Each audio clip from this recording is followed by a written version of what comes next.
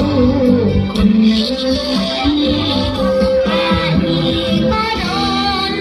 นุ่งสิบวันเพราะทางฝันถึงความเมื่อยที่มาบีบคั้นสิขอความฝันให้ได้จากนี้เพื่อความหนาวแรงที่มอบแค่และให้ชีวิตเพื่อโทรมาเติมแห้งเป็นที่ให้ลูกได้มีเห็นใจสู้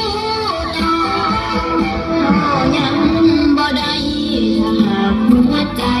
ยังไม่อ่อนแรงเพื่อคนที่ยังหาแพงต้องใจเติมแห้งให้ลูกยังต่อในเส้นทางฝันอาจว่าทางตันจนน้ำตาคลอ